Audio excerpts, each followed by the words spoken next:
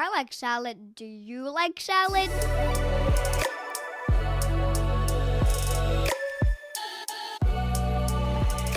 Hi, I'm Hostion Ho. I'm living in Vancouver, BC, Canada, unceded territory of Musqueam, Squamish, and Tsleil-Waututh nations. I'm an immigrant to Canada from China. Hey everyone, I'm Andrea coming to you from Victoria, but more importantly known as unceded Akwesasne territory of the Lekwungen-speaking peoples, the Songhees and Esquimalt First Nations, and I am an immigrant from the United States of America. And you're listening to Canadian Salad. Canadian Salad. Welcome back, everyone. We are so excited to be with you today, aren't we, Hostion? Yes, I can't Yes. wait. Oh my God, a week already. I That is know. so long. I know. How was your week? Was it good? My week was good, especially October 1st is China's National Day. I don't know whether you know that. What? No. What is the Yeah. significance of China's National Day? Wow, it is kind of symbolic for Chinese because it's the day that China becomes a country, a unified country. So Oh, awesome. independence, a lot of Okay. current day Chinese identities form also around that, the modern day China. Oh, wow. That's good. Is there like big celebration on October 1st and Yeah, and everything? Yeah. also usually like a whole week of holiday Oh my for, gosh. yeah, See, for people who live that's how you there. party. Yeah. And That's how you fireworks. celebrate. Yeah, the Yeah. Chinese knows how to celebrate. Exactly. Fireworks Yes. everywhere. Yes, Yeah. Lunar New Year, like most holidays that I'm aware of that are celebrated in Chinese culture are just, they're so fun and they're lively and they last longer than a day. Yeah, or we they have do. a pretty significant meaning too. Yeah, I remember when I was a kid in China, I was always looking for Lunar New Year, obviously, because it's also a Mm, long holiday, and then it's the Chinese National Day because it's like a whole week of wow. celebration. It's Wow. fun.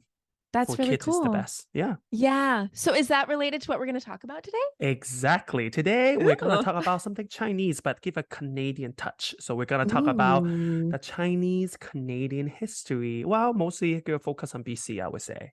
Okay. Yeah. Yeah. Because I think that's where, in many ways, it originated, if I'm not Yes, mistaken. Yes. exactly. Actually, Yes. Chinese immigrant recorded, Chinese coming to Canada, the Yeah. current day Canada, BC is the first land they touch. Yes, I think it was Nulchanuth territory on Vancouver Ooh, Island someone that the did their first. homework. Ooh, ooh, ooh. Yes, that's right. I have it all written down. But yes, it was the first wave of immigrants from China came and arrived on Vancouver Island. So BC is Exactly. instrumental for all of you who may not know. So I'm really excited. I know this is going to be maybe a heavier topic and there are going to be things that are going to be difficult to talk about, but Yep. that's what this podcast is. We are talking about things that we need to talk about and normalizing this in our conversations so we can have open and honest conversations with people no matter who we meet, so we can love each other better and be better people for humanity. Yes, exactly. Especially some part of the history, I would say, even the current Chinese Canadian group community don't even know part of this history. So I think it's important also to just let people know what's happening Yeah, because our past is always important to guide it us is. to a brighter future. Absolutely. Well, Hoshin, do you have a news article that you'd like to briefly share related to today's topic? Yes, I have a very relevant news I want to share. Of Wow, course you do. You're so relevant. I mean, I am trying to stay current, Oh, it's true. Modern day yo. So, this is a piece of news actually a couple months ago already. Okay. There was this conference held in Vancouver, Chinatown, that there's 18 Chinatowns across Canada and the States Oh, wow. send their delegates, and then they gather in Vancouver and to discuss the preservation and revitalization of Chinatown. Oh, wow. Yeah, how we can build a more prosperous and better Chinatown for the community, not just for the Chinese community, obviously, also for other community and the city they're in general, especially after all the rising Asian hate crime Yeah. because of pandemic, because of racism. Many of those have targeted Asian community, the Chinese community specifically, I would say, and Chinatown, a lot of those hate crime and discrimination took place, I would say.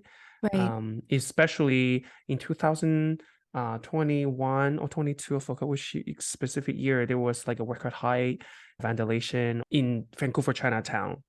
So yeah, there's definitely significance of this conference, of course, to address all those issues just talked about, but also how we can move forward, Yeah. how we can do better than what we have, not just to fight racism, but also how to elevate the whole community by also elevating Chinatown in all these cities. What would you say though, Hoshin, obviously like delegates from across the country coming to Vancouver, which is a very significant place, as you'll get into later. What would you say that actually means for those of us living here in Canada and for Canada in general? I think first people need to recognize that Chinatown has been and still is, I would say, a refuge for immigrants, not just Chinese immigrants. Because I think many of us had this idea, okay, it's Chinatown, so it should just be a place for Chinese, but actually it's not. Historically, it has been a refuge for many other immigrants too, because back in the days, of course, it's not just Chinese being discriminated. Many other ethnic groups were also being discriminated and still are, I would say. Right. So a lot of business, like white people own business especially, will deny service even to this other POC communities. So many of them actually have to go to Chinatown for some essential services, like even picture for their passport or their documentation.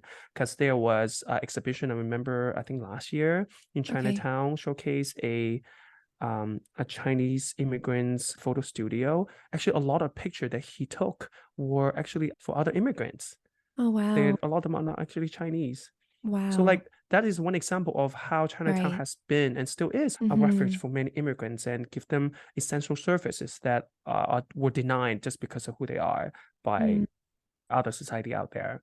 So that's first, I think people need to realize. And second, I think Chinatown, it breathes so much life to the city's cultural context, like cities that has a Chinatown. First, not to mention that it is usually a tourist attraction, obviously, that it brings a lot of revenue for the city, but also it creates and gives this city this idea of diversity. Like we talk about Canada as a salad, like our podcast, a Canadian salad. That is because places like Chinatown exists. It gives that diversity to Canada. Otherwise, how is a society proof its diversity out there? It's very visual. It's very distinctly red, the art and all of it is the gates, absolutely not to mention all the culture pillars. Celebration, like you mentioned, the New Year celebration, the dragon dance, lion dance there, all the food. It breathes so much life to the city. It does. I does. think that is what we are missing if Chinatown is gone. Absolutely. And then also Chinatown, of course, is a huge part of the Canadian history, especially in BC, which we'll get into later when we talk about the Chinese Canadian history. And it creates a physical space for intergenerational connection. Like many immigrants like me, be more comfortable who I am and find my space in a society that is not China, obviously. So I think it's really, really important.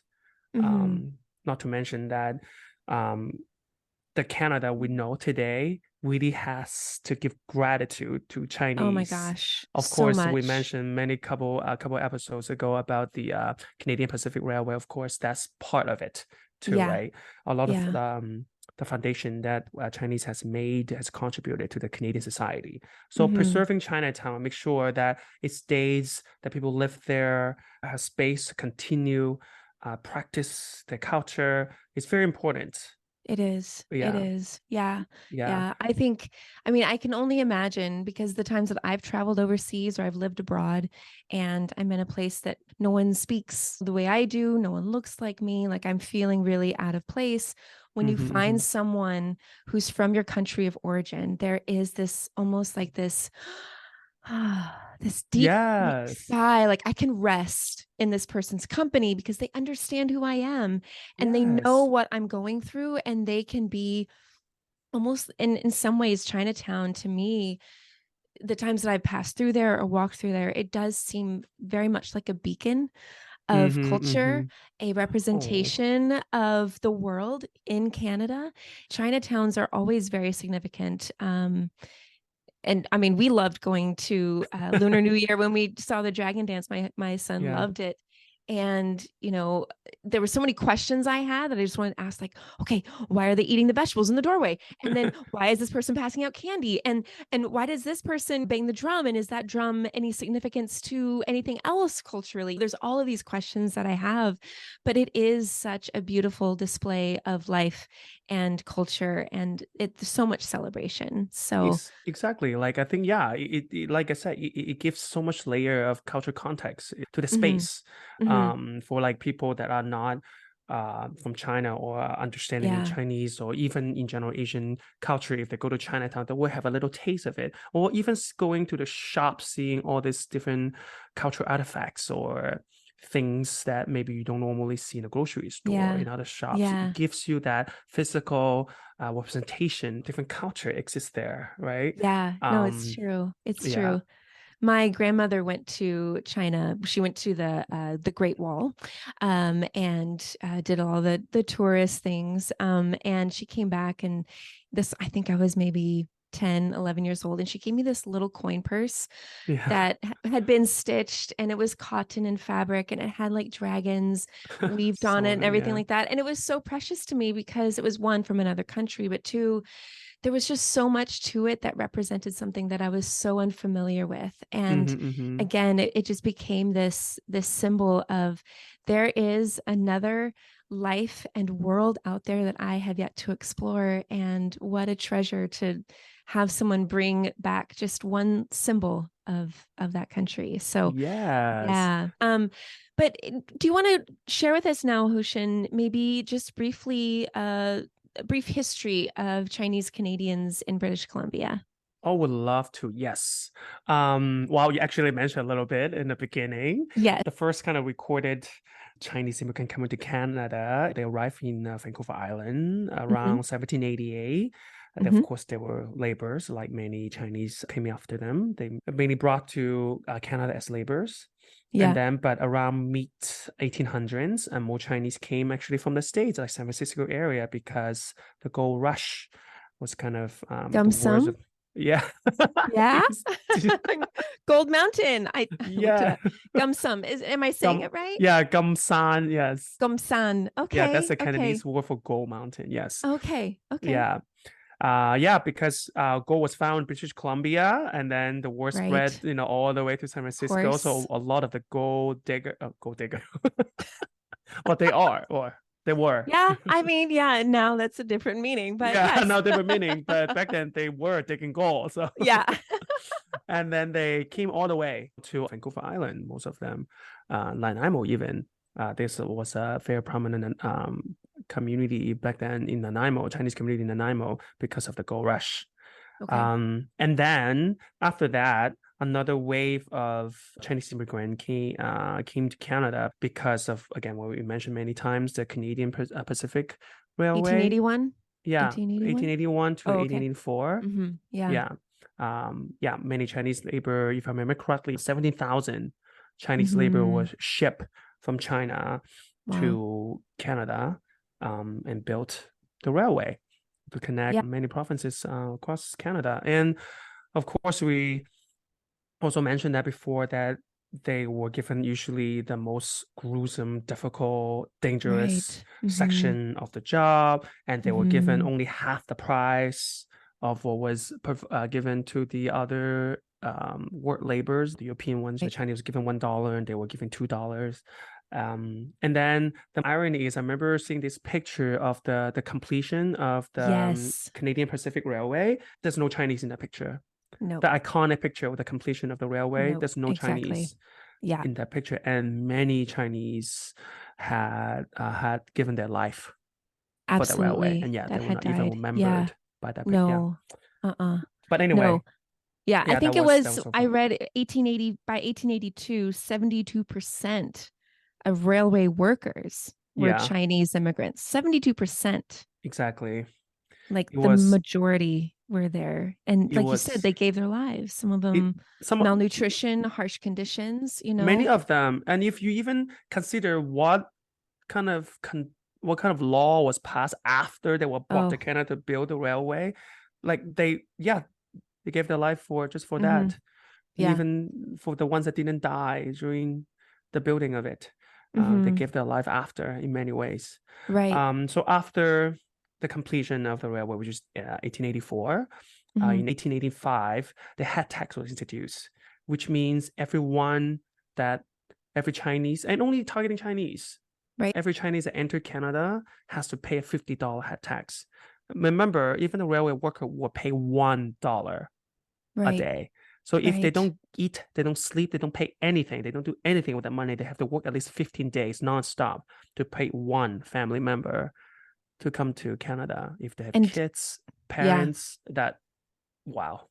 I Yeah. read that the Chinese head tax was emulated after New Zealand's Chinese head tax, and the United Yes, States also followed in suit. So exactly. it was a very global discrimination against Chinese, yeah. Chinese. Yeah.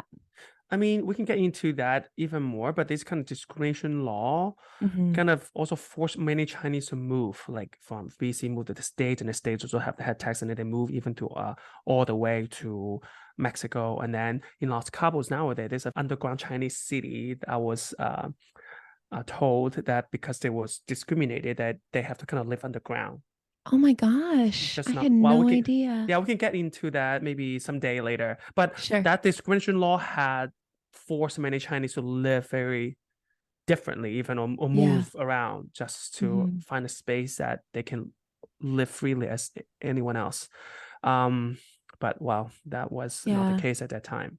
And then the head tax was also increased too, from from $50 to $100 to $500. So the work Ton for the of railway money is a in the lot of money. 1900s. That's a ton of It's money. almost like they just try to prevent any Chinese to come in, which Right. in July 1st, 1923, they did. The Chinese Immigration Act was passed, but of course now we prefer to call it the Chinese Exclusion Act, which Right. is So, what it yeah. was. Yeah, that's what that Chinese Immigration Act technically is, just a Chinese Exclusion Act. Hmm. That's what it Hmm. was. And then on that day, July 1st, the Chinese Canadian community also call it a humiliation day, Mm. because that act was definitely a humiliation to the Chinese Canadian It community. was. Yeah. Yeah. Yeah. And Absolutely then, shameful. of course, the Chinese Canadian community has been like actively trying to protest that act and then to repeal that act. And finally, it was repealed in 1947. So it has been in place for 24 years, almost a quarter of a decade. Yeah. And during that 24 years, only 50 Chinese immigrants were allowed to come to Canada. Yeah. And not to It's not mention, like family reunification, right? Like that wasn't even allowed. So if you had a wife and yeah, child, you couldn't bring them over with you if you were working on the railway or if you had come here earlier, right? yeah, the 50 people that come to Canada from China that were during the Chinese Exclusion Act, many of them are very specific circumstances. Maybe they were diplomats or they married to a white guy. There was a situation they Mm. were allowed to come to Canada. Wow. Yeah, Wow. it was not great. Yeah, most of them not because they were families of people who Right. were already here. They were Hmm. not. Yeah. That's Um, awful. yeah, and then on June 22nd, 2006, the government of Canada apologized to the Chinese family and the Chinese Canadian community that had paid a head tax, and they want to compensate and pay it back to the families, but Mhm. only to the ones that are still alive, Right. Which, which is I mean, is barely anything. I mean, barely anything. an Yeah. apology is one thing, but for reparations and for actively trying to make better headway. And I did read that the government also tried to fund kind of cultural centers, and they started to pour money back into the Chinese community. But I think I mean, I don't know. It was It was like not a lot. Like even not a lot, one-time thing. earlier this year, BC also gave, I think, about like $2 million to Chinatown, like in Vancouver, Okay. to kind of help it to rebuild the city, or but because of pandemic or whatever. But $2 million is nothing. No, especially with the cost of everything now. No, Like, what are you gonna absolutely do? not. Exactly. One person gets a new kitchen. I mean, Yeah. you Or like know? to repair the heritage building, like Right. easily Right. that 2 Yeah. million gone, it's Yeah. 2 million. Yeah. Exactly. Deal with that. What Yeah. what would you say the implications of the Chinese Exclusion Act had on Chinese immigrants? And you've alluded to some of that, but there has to be implications towards other immigrants as well and people who were born here. I don't know. Is there any like ramifications of this Exclusion Act that have really made its profound impact? Yeah. Aside from the obvious ones, like people were separated from families and people died without reparations, and the rise in anti-racism or anti-Asian hate and things like that. Yeah, I think the Chinese Exclusion Act, like to today, I think the implication of it first is it leaves a scar Yeah. in the Chinese community. And also, I would say it prevented the Chinese community to grow. Like for the 24 years, there's no growth in a community at all. They are excluded. They're not welcomed, and their family cannot be here. And so it definitely discourages a lot of people to kind of contribute into this to the society they are in. And think about also that also ramification to the society at large itself, because the part of the community does not want to give back, does not want to do anything Right. because they don't feel welcome. That's definitely part of it. And the fact that also, you cannot learn this part of history in Canada here. That is not in history book. I'm currently volunteering in the Chinese Canadian Museum, and I sometimes talk to some Chinese Canadian who are born and raised here, and Okay. they also kept telling me that they have never learned this part of history Wow. in Canada. So I think that part, that kind of lack of education, that part for the Chinese Exclusion Act also is kind of taken a very important part of the lesson, even, or identity piece from the Chinese Canadian who's currently living and breathing in Canada. Yeah. Because that piece is a very important part of understanding what your family has been through. Because we have people came in telling us they never learned about this, but this connects all the pieces that they have always wondered about their uncles, their aunts, or their parents, why they are today. And the trauma they have suffered even themselves. Right. And this piece had connected all of it. Why the uncle is distant, why the uncle never married, all these pieces they have missing. And another part is, as I just mentioned, this is a very, very traumatic experience for many Chinese family living here. Trauma that they can never process. Right. And then they leave that scar probably in their view of the society, try to pass down to their children, which is very intergenerational, I would say. Absolutely. And many kids, of course, without knowing it or without experiencing that period of time, they will not have any idea to understand why. So they wouldn't able to process that either. Right. Yes. So I think that's part of the implication to the community in general. Yeah. I remember I was reading a few stories, and there were some, I think third or fourth generation born Canadian immigrants, right, that were born here in Canada, but their grandfather, great grandfather came over as one of the original Chinese immigrants, and a lot of them didn't even know that their grandpa had to pay a head tax. Like, it was something that many people in certain generations would just not talk about. Because it was so traumatic and it was so hard. That, this is a part that I don't want my children to know. I don't want them to grow up thinking that would happen to them. Like, I've worked hard to make sure that, we've passed laws and we want to keep it that way. And I just want them to thrive. And so I just can't imagine having to keep that to yourself or not being able to share that trauma collectively in where you're living, in the communities that you're living. Obviously, you might share it with your Chinese family members, but you may not. Yeah, Because it is so hard to it relive. is very traumatic. Yeah. Yeah. And in many ways, those voices that were very oppressive, that were very hateful, very venomous towards Chinese immigrants, that's also a generational impact, right? That has also carried forward. And we saw it during COVID with the rising acts of violence against the Asian community.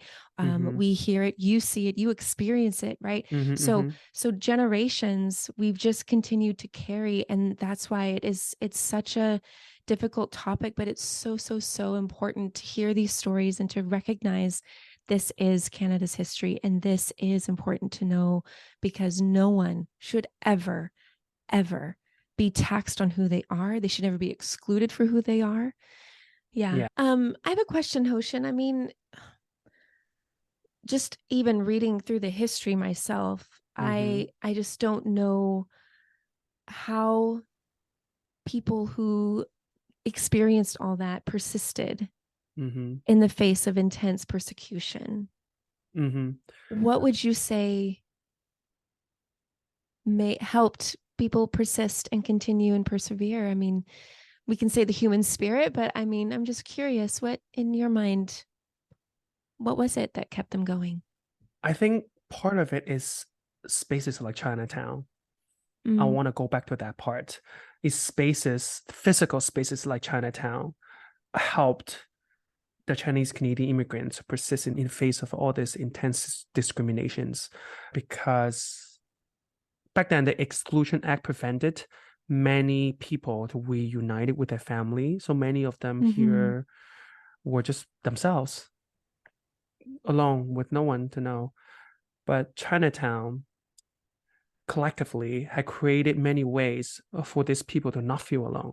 For example, one of the story I know is Hong Kong Cafe in Chinatown today, in Vancouver. They had just single stall seats. Okay. Just single stalls along the bar table, so people can come along, just sit on one stall, and so they can talk to people next to them. So they specifically do that to create a space for this so-called bachelors to have someone to talk to have a space to social. And also this many kind of association was created during that time to help people to also find a space to live in.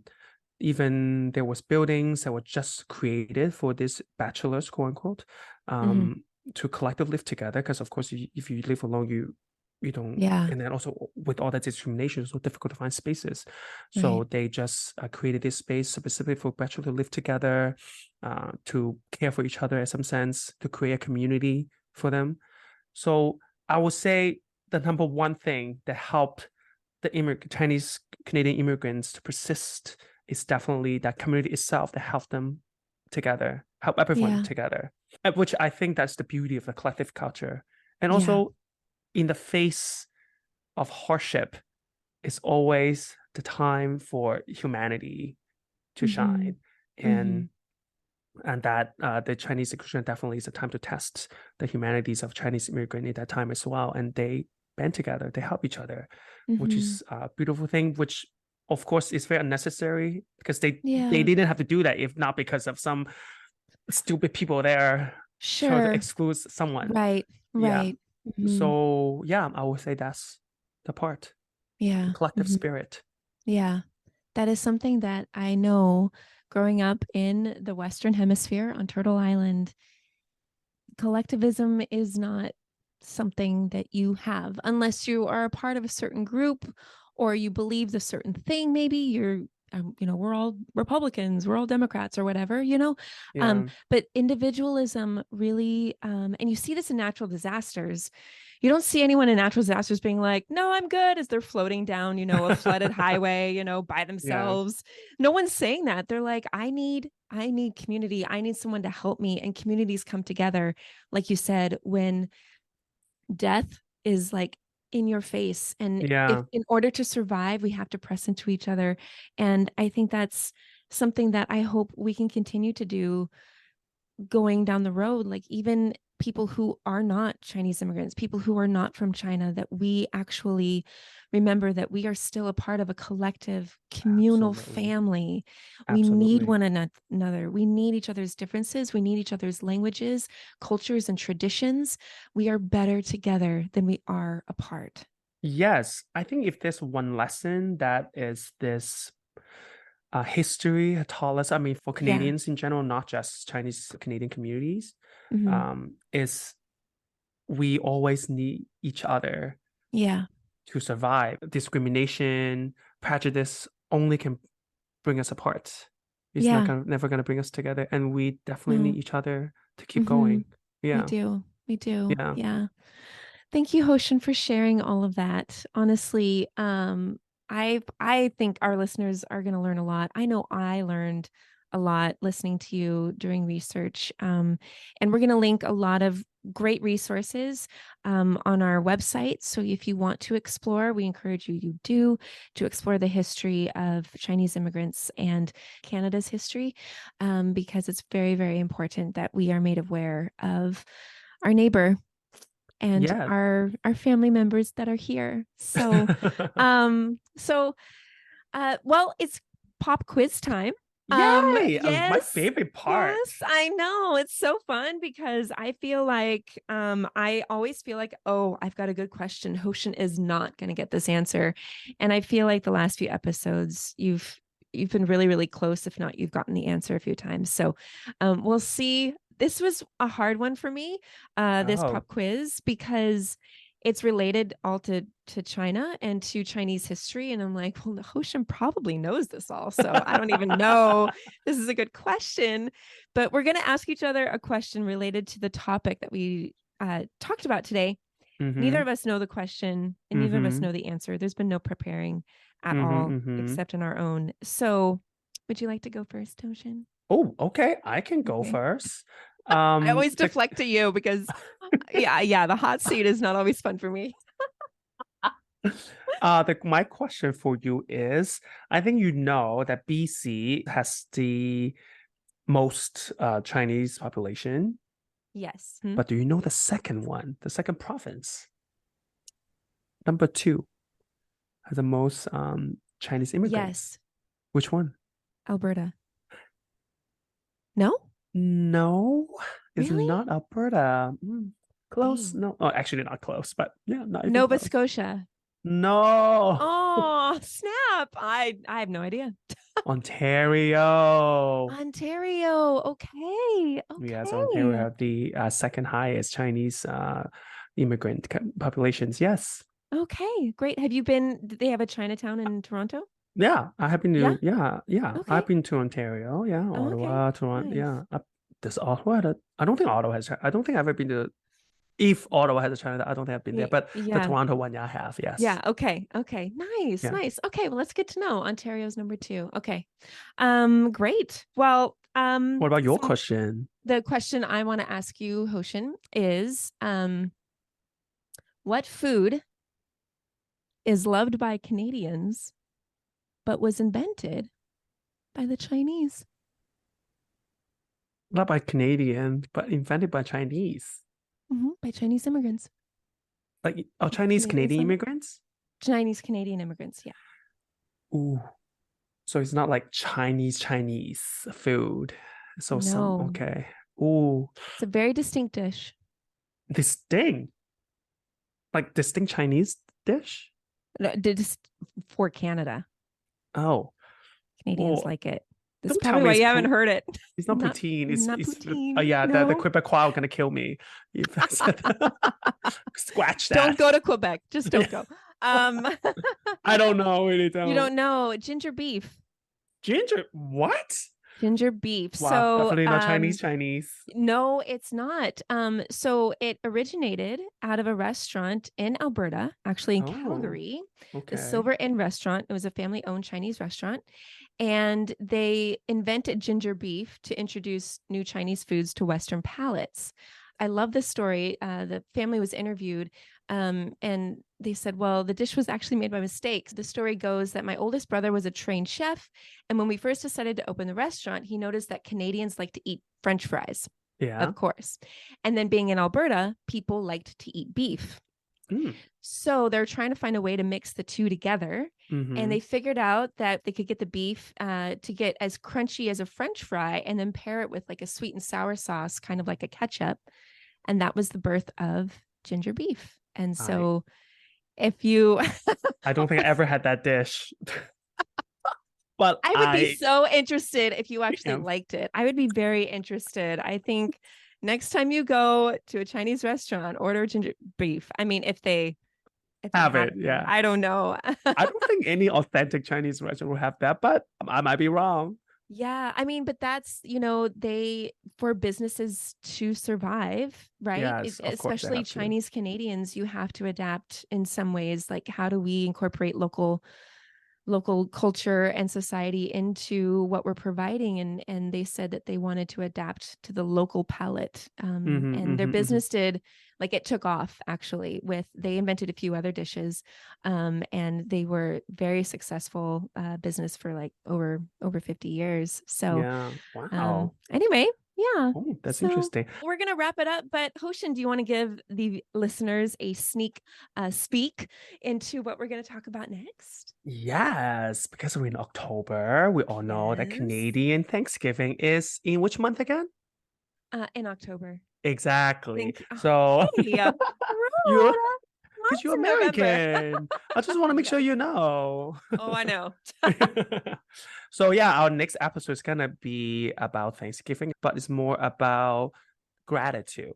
You know, how different culture experience or presents gratitude I in love different areas. Yeah. No, it's going to be a really good conversation. And this is Yeah. one thing that makes culture and these conversations so fun is it's just new perspectives. And you're like, I never would have thought of things this certain way. And it's Exactly. It's different yeah, perspective to the same it is. thing. Just the Yeah. word thank you even. Exactly. Yeah. Yeah. But join us again for that episode. If you are going to have family over, maybe you should just open up Canadian Salad and listen to it. Exactly. Because you just can listen to it from our website. You can listen to it from Spotify, Amazon Music, Apple all major Podcasts. Apple. Yeah, exactly. So, Mhm. yeah, check us out. And thank you so much for joining us. Thank you, Hoshin, for sharing your heritage and your history with us. And we'll talk to you soon. Yay. See you next Yay. episode. Okay. Bye. Bye. Canadian Salad is written and produced in British Columbia, Canada by Hoshin Ho and Andrea McCoy. Theme music is by Naver Avetyan from Pixabay.